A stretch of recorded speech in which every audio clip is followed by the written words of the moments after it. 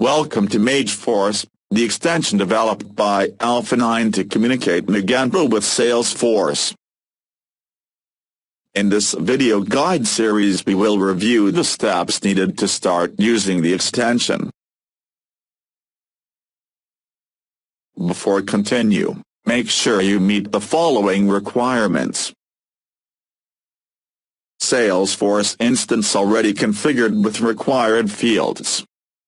Refer to the first video in this guide series for more information. Magento instance with the MAGEFORCE extension installed and enabled.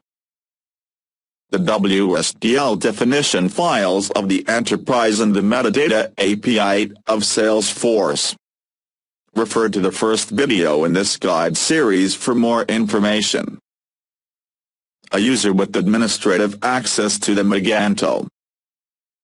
A user with API access to the Salesforce. The entire configuration will be done through the corresponding page of the extension and Magento's admin panel.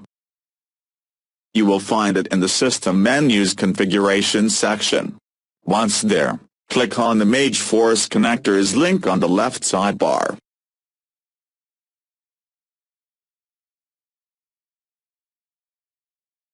As the first step to configure the extension, you will need to upload the wsdl files.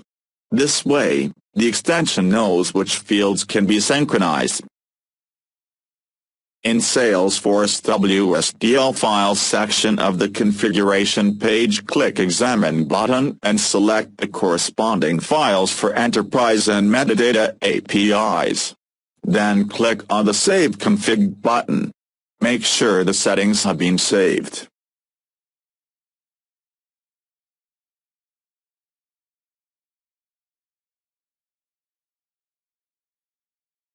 The next step consists in configuring the Salesforce credentials so the extension can connect to the instance and perform the synchronization. Note that you will need the security token of the user in addition to the username and the password. In Salesforce Authentication section of the configuration page, fill the required fields and click on the Save Config button. Make sure then the settings has been saved.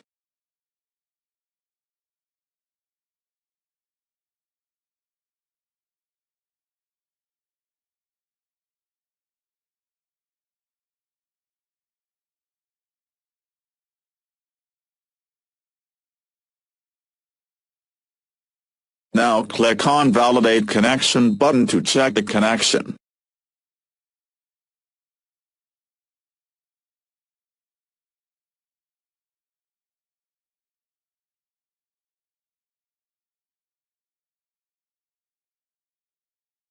There are three sections that control the overall behavior of the extension.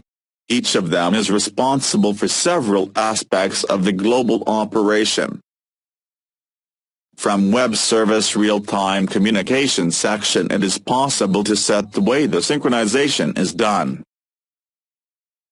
The delayed mode allows you to set up a synchronization task on daily, weekly or monthly basis, and decide exactly when the task should occur. By the other hand, the real-time communication will immediately send any change from Magento to Salesforce. This mode assures the immediate availability of the changes on the Salesforce side, while it can introduce a slight delay on page loading for sites with high traffic. Using the Web Service Manual Exports section, it is possible to add a new action to some grids of Magento. This action will allow you to select several rows from the list and synchronize them all at once. This action is available for products, customers, and orders grids. Finally, the Web Service Debug Log section allows you to configure whether the extension should save a detailed log of actions and send an email notifying about errors during the synchronization tasks.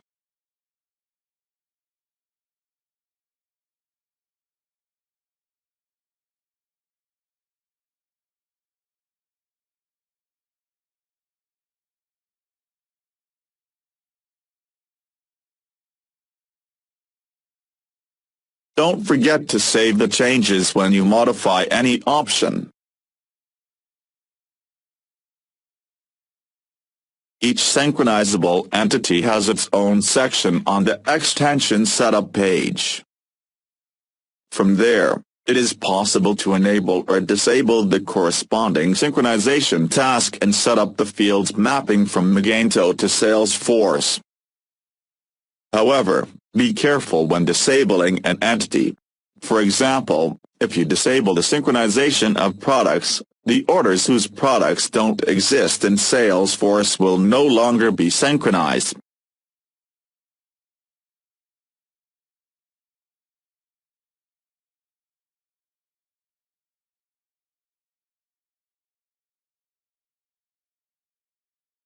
It is possible to send any field value to Salesforce, even a custom one. Just set the correct values for Magento attributes and Salesforce field selectors and save the changes. If you make a mistake, it is possible to reset the mapping by clicking on Restore Default Built-in Field Map.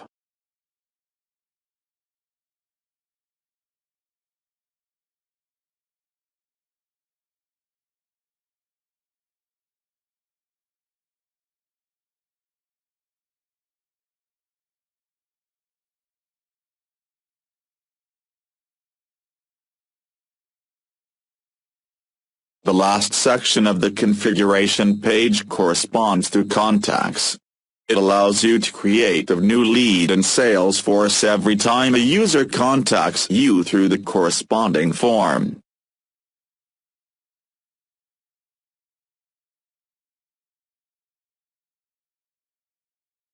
That's it. Now that Magento is finally configured and is starting to send information to the Salesforce,